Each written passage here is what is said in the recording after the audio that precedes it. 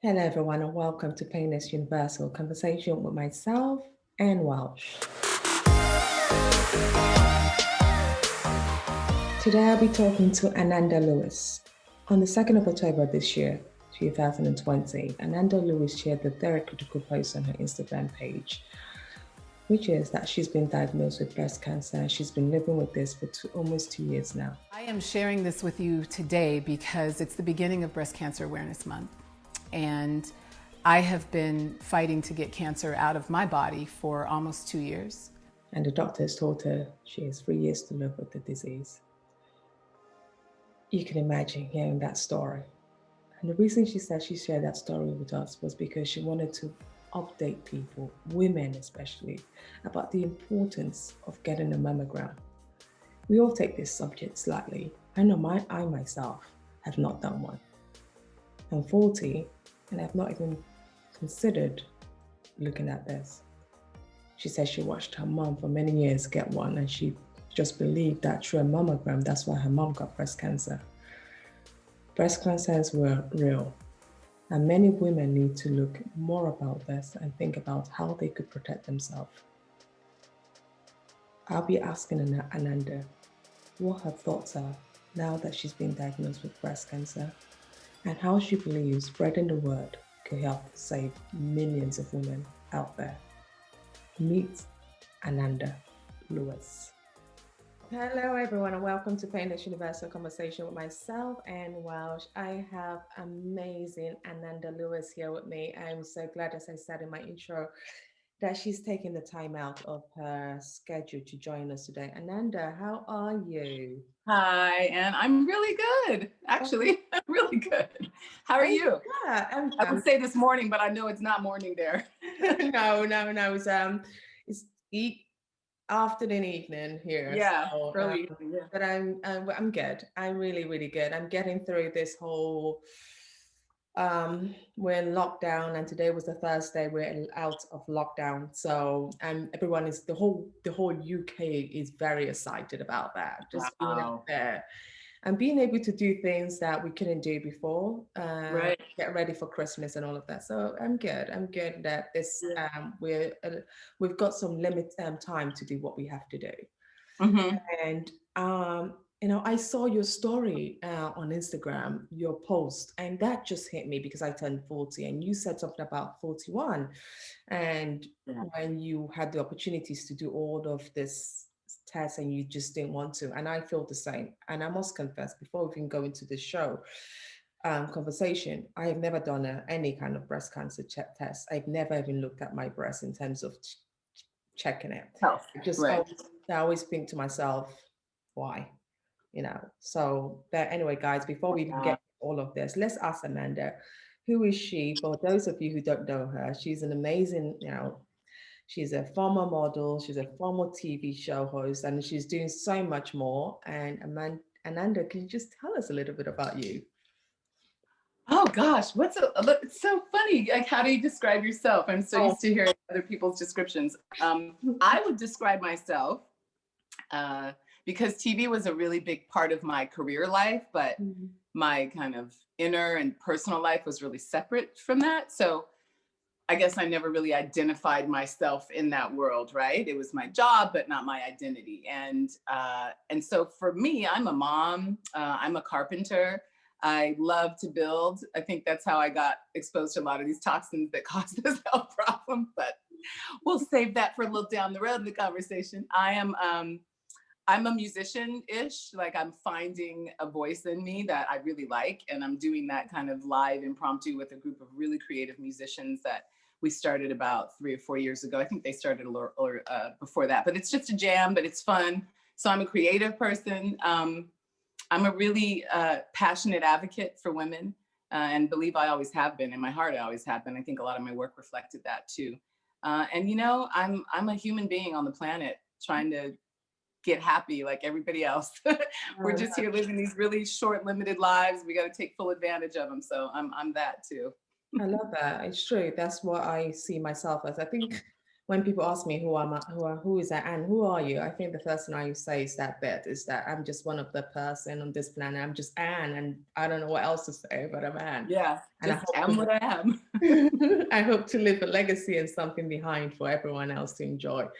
I looked at some of your shows. What inspired you to go into the Amanda Lewis show? Because really, it's not like you did it today, where there's so many other shows out there. When you did your shows, there were very limited of them. What Yeah. inspired you to get into that side of things? I had been doing television probably for 8 years before that. Yeah, that's about right. I was on TV for a long time. And I was on TV at a time where, like you just said, it was a much smaller playing field, right? And so we, MTV, BT, all of my other VJ, host people were on MTV at the same time I was. My co-host de jour at Teen Summit when I did BT. All of us were kind of like giants in that time because the pool was so small, not taking away from the significance of what we did, but Yeah. it's comparative, right? Like now the market is a little more saturated and it's hard to find those people who you would really look at and say, oh, that, right? But we were around at a time where we got to kind of set the tone for all of that. Launching the Times Square studios with MTV, doing all the live stuff that we did every single day. I think I was live on TV every single day of the week, every month for a good 5 years straight, doing all the work I did. So, I mean, it was a lot of work.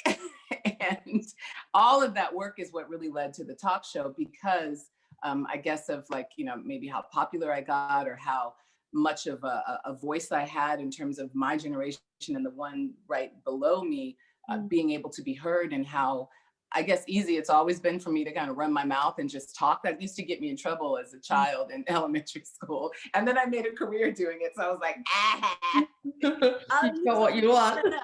You turn it into something good. But so the Ananda Lewis show came about with King World approaching me to do it based on this kind of, popularity I was gaining. And, as much as I look at it and get that it's kind of like the biggest thing in the context of how TV works and, getting your own show is like a big deal. I went into it with a bit of jadedness. Like I really thought it was going to be something different than what it was. There's literally an entire game, right? It's a real game, and not in a bad way. Everything's a game, right? Life is a game. In the game of TV talk shows, there is this normal way of being that when I stepped into it and saw that, I was like, this is how it is? Nah, I'm good. It was way different than what I expected. And for something to have my name on it was not really reflective of me.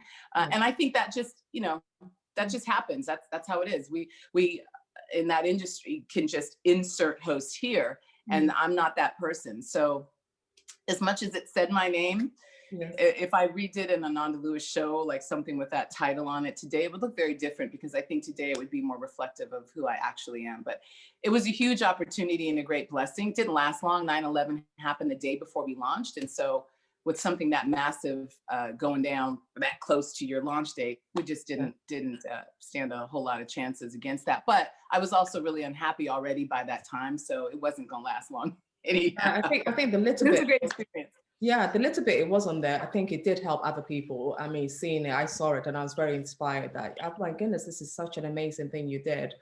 And thank you. You said something about Carpentry. How did you move from being a model, being on television, Carpentry? How does that tie into make it all make sense? I mean, as a woman, are you really taking the hammer and well, oh yeah, I got an actual degree in carpentry from Trade Tech, one of our technical colleges in LA, in 2010. And it was a 2-year program. So I have an AS in carpentry. I didn't get my license because I don't hire myself out to build. So like legally, I don't have to have a license to do what I do, but I definitely have a love of tools that has been there since I was like 7 or 8. And my grandmother first put a drill in my hand and taught me how to fix something. So it was a way that she and I connected. My grandma predominantly raised me, or at least had a huge hand in it growing up. And I just took to it immediately. She taught me how to fix this table, and you know, her rule was if you break it, you fix it. And I always was breaking stuff. I still break stuff all the time. So it was really imperative for me to learn how to fix things so I wouldn't keep getting whooped. But so I really have a love for it that goes back to my attachment to my grandmother too. I definitely see how they're connected. When I'm doing woodwork, I think of her. And when I'm fixing things or renovating homes, I think of her. So it's just a passion I have and a love that I have that I think was important for me to pursue at the time I did, because I wasn't finding that fulfillment in life with what I was doing already. I had just finished taking care of my grandmother the last 2 years of her life. And I came back to kind of, you know, work when I left this great career, and I was gone for 2 years. And you don't really get to just exchange like that. You know, this field is hard enough. And so I left it. I did. And trying to get it back was, I almost felt like I didn't want it back. It was no longer satisfying kind of in any way, you know, except for the check. And I really, like I said before, life is too short to do things you're not fully passionate about and fully in love with. If you don't love what you're doing, what are you doing? You know, like you have to change it and do something else. And for me, that's something else. I knew what it was. I just didn't know how to get to it. I was in the middle of building a shoe rack for myself. And there was this one cut up. So I was building into an existing closet, and I made little, you know, holders or support beams across. And then I tried to put the boards in, and they kept not fitting. So I was in a moment of frustration, and I was like, I got to figure out how to do this. So I'd always have like a garage full of tools. So I had the tools, but I just know how to use them the way I needed to know how to use my problem exactly. Yes. Right. So you know what they are. You have. So all I needed to do was the 1/8 of an inch cut. It was very simple, but that frustration led me down a path of trying to figure out where I could go to learn the skills I wanted to know with my chop saw, with my circ saw. Like I had all these tools and I wanted to know them better. And I ran across the program at Trade Tech. At first, I thought I was just going to learn these particular things. And when I got there, my teacher said, well, you're signed up for all these classes, but it doesn't say you're going for a degree. Why not? And I was like, what are you talking about? He said, yeah, all these classes equal this. And I was like, oh, okay, well, let's do that. So I kind of stumbled into getting that degree. I didn't go there wanting the degree. I went there wanting the information and the know-how. And I ended up with a degree, which I love, because I have a history degree too, which I never use. And I use my carpentry degree all the time. Wow. That's because I love carpentry. So that is amazing. Don't be limited by your gender. That's someone else's limitation. I was the only female. I was one of 2 actually women in my class. I was the only one going for the degree. And I was the one everybody came to for notes, because I'd take notes in full color, girl. I get all my colors out and I highlight categories. I have like notes and be like, can I borrow those? So, you know, just do what you love, because you're going to be good at what you love. Yes, no, I absolutely, I totally agree with that, because I think whenever you find what you truly love, it really is no longer a job. It's something you really, you could wake up any time of the day and you could just get it done, because it's something, you know, something you're built for. And actually carpentry is actually fun, because just seeing something built, you know, something that's just nothing, and all of a sudden it's built to something, and fixing things, it's such a joy to do. Yes, taking this raw wood and turning it into a table. It's like, what just happened? It's beautiful, this art of creation. You're right. Wow, you have to do a video on that. I mean, taking something from raw and putting it into something. I would love to see. I think I have a video on my YouTube of building my friend's deck. She was pregnant and her old deck in the back of her house rotted out. And, you know, she had other children already, and they couldn't even go back there because they were going to fall through this huge hole. And so we did an exchange. So before all this health stuff happened, I was doing a lot of work for single moms and helping them by fixing things in their homes, moms who didn't want to have to call in kind of like a strange man to their house where they lived alone with their kids. There's just a safety dynamic that, you know, we think of as single moms. And so I was doing a lot of work with moms, fixing beds, putting in lights, doing just handy woman work, right? The stuff I love. And my friend did this exchange with me, because she's a really good chef. She's actually a trained chef, and I can cook, but don't like to. And so she cooked me meals, and I built her a deck, and her husband was my assistant. So we got all the materials, and she cooked. And I would that video, and I would tag you and say, look, I really watched it, and this is inspiring there, because I mean, It's hard to get women out there doing things they really love, because sometimes we're also scared about gender balance, especially when people are saying that this is just a man's world. What Oh, you doing there? so What sick do of you us know how limiting to do? ourselves. So that we brainwash ourselves thinking that We is true, do. that we should We believe what really we're do. saying. And I think what you're saying is really, really true, that we should always believe in ourselves, and it doesn't matter, as long as you have a passion to do what you want to do, stick to it. Ananda, your story really hit me when I saw your Instagram page. I think that video must have gone viral. I mean, on the 2nd of October, you released this video and you said no one else knew about it. I'm like, I think I saw it on our UK media house, Daily Mail. Mm, I was reading about it and I'm thinking, wow, how did she just come out like that and just say it? And I thought I thought to myself, you were bold to do it. And I thought, oh my goodness, I need to talk to you, because she's saying something that, if I'm going through this, I'm not going to hide it from you guys. I want everyone to know, because I'm here to make a difference. If this happens to mm, happen to me, I'm not going to yeah. be single about it. Could you just share that story with me? Because I want to know from my own perspective, as a person, as a woman, as a mother, as a person with chronic illness as well, who goes through all these drugs. One day, every day I'm on different drugs.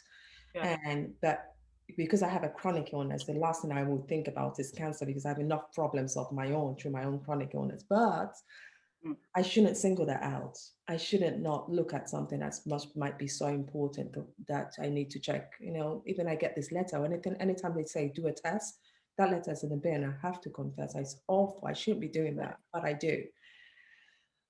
Could you tell me your story? Because I think it I was think not it's just a easy to story. take for granted when we hear you went so many places, so I'm going to try to hit all those places. It's it's interesting when we hear um, like I did, like you just said, you do these ideas that we have to test or we have to check on things. So we're living in these bodies, right? We're these divine beings descended down from light to live in these physical forms we call a human body, and we get them for that long. And they're these intelligent machines that we kind of take for granted. We don't feel like we have to maintain them. I mean, I remember feeling like this, especially when you're young. Like in your 20s, you're like, whatever, I'm gonna beat this thing up and it's gonna be just fine, right? And then you learn. But there is such a necessity to take care of these amazing machines we get to dwell in. And I did not do as great of a job as I could have at taking care of my breasts. And that was a mistake that I felt like was important to share, because half the planet is women. And,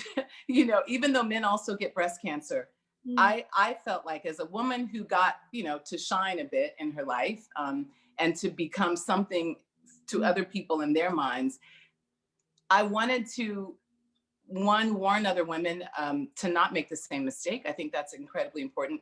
But I also wanted to normalize normal. Like, 1 out of 8 women are going to experience breast cancer in her lifetime. And when you look at the larger cancer statistics, 1 out of every 2 women and 1 out of every 3 men, like I said in the post, will experience some form of cancer in their lifetime. So for someone who, had a chance at a global stage, had got to stand on a global stage for however many years I did, to go through something so common, when you listen to those statistics, that's common, right? More common than we would like for it to be, but all of us will know somebody who will experience cancer. It will be you, or it will be someone you know.